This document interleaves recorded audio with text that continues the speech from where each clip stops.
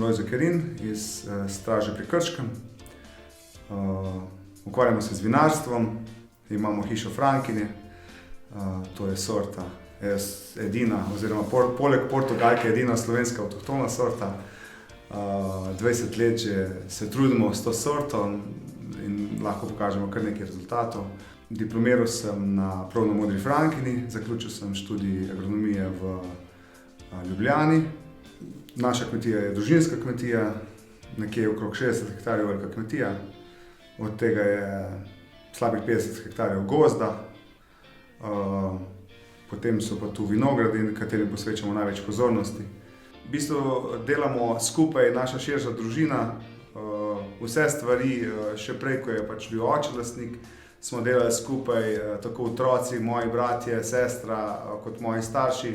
Rodil se nama je 5 otrok in moja pokojna tašča je rekla, kako pa ti veš, kdo bo doma. Ne, sem rekel, mama, veste kaj, vedno treba otroke na nek način usmerjati. In moram reči, da Lojze je od samega rojstva, ko si malo zavedel, že željo po kmetovanju.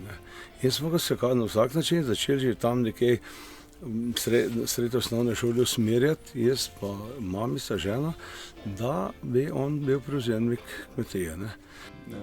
Jaz mislim, da je celo moje bitje, če bi tem tako rekel, na nek način inovativno. Od kje kdaj me razganja od idej, od razmišljanja, kaj lahko vse iz tega, kar imam na razpolago, naredimo skupaj s našo družino. Tako da v bistvu smo se lotili te inovativnosti, če tako rečem, na dva načina. Eno je inovativnost same širše kmetije, kjer hočemo biti zelo ekološki. Če pa se malo bolj osredotočim na vinarstvo, so pa tukaj naša vina, ki so drugačna. Že od svojega 15. leta kletarim intenzivno v kleti, mi je oče prepustil. In vsem tem času sem razvijal neka drugačna, nova vina, bil pionir pri marsikateri zadevi.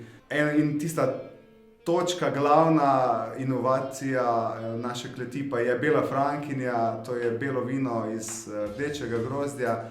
Naša klet, hiša Frankinje, je v bistvu sestavljena iz 3 delov. En del je bo namenjen predvsem za turizem, v smislu predstavitve naših vin. Potem pa je klet razdeljena na 2 dela, en je tehnološki del, kateri je namenjen predvsem za delo. Ta drugi del pa je zorilni del, ki je pa namenjen za to, da se to vino lahko na en primeren način predstavi in seveda tudi proda. V bistvu naš cilj ostaja vse skozi enak. To je živeti v eni harmoniji, v miru. Naš cilj ni gmotne stvari niso. Vse to, kar smo naredili, delamo z izrednim veseljem in srčnostjo, ker to ljubimo, ta posel, ampak predvsem delamo to zato, da bomo lahko mi živeli. Vsak uspeh da nov zagon, pa tudi vsak padec ti da priložnost, da premisliš, da pogledaš malo vase, kaj smo ga pa polomili, kje smo lahko boljši, kaj moramo drugič pomisliti, da ne bomo naredili te napake zopet, in v bistvu to je ena pot.